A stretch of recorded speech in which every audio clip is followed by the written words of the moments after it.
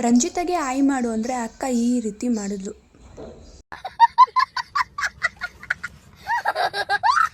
ರೆಡಿಯಾಗಿ ಕಾಲೇಜ್ ಇರೋದು 9 ಗಂಟೆಗೆ, ನಾನು ಹೋಗೋದು 8:30 ಯಾವಾಗಲೂ.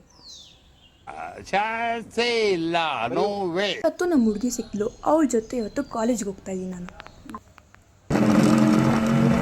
ಈ ಗಾಡಿ ಅಂದರೆ ಯಾರು ತಾನು ಇಷ್ಟ ಆಗಲ್ಲ, ಪ್ರತಿಯೊಬ್ಬರು ಕೂಡ ತುಂಬ ಅಟ್ಯಾಚ್ಮೆಂಟೇ ಇರುತ್ತೆ. ಯಾಕಂದರೆ ಕಷ್ಟಪಟ್ಟು ಗಾಡಿ ತಗೊಂಡಿರ್ತಾರೆ, ಪ್ರತಿ ವರ್ಷವೂ ಕೂಡಿಕೆ ಇದ್ದಾಗ ಅದೊಂದು ಎಮೋಷ್ನಲ್ ಆಗಿರ್ತಾರೆ. ಇದನ್ನು ತಗೊಂಡಾಗ ಮಧ್ಯಾಹ್ನ ಲಂಚ್ ಬಿಟ್ಟಿದ್ರು, ನಮ್ಮ ಅಕ್ಕ ಊಟ ಮಾಡಿಲ್ಲ. ಲಿಖಿತ್ ಅವರು ಏನೋ ಡೀಪಾಗಿ ನೋಟ್ಸ್ ಬರೀತಾ ಇದ್ರು. ನಮ್ಮ ರಂಜಿತಾ ಕಾಲ್ ಮಾಡಿದೆ, ಎಲ್ಲಿದ್ದೀಯ ಅಕ್ಕ ಅಂದ್ಬಿಟ್ಟು. ಅವ್ರ ಮ್ಯಾಮ್ ಇದ್ದಾರೆ ಕ್ಯಾಂಟೀನಲ್ಲಿ ಅಂದ್ಬಿಟ್ಟು ಅಕ್ಕ ಎದ್ಕೊಂಡು ಕ್ಯಾಂಟೀನ್ಗೆ ಹೋಗಿದ್ಲು. ಸರಿ ಅಂದ್ಬಿಟ್ಟು ನಾನು ಕೂಡ ಅಲ್ಲಿ ಹೋದೆ.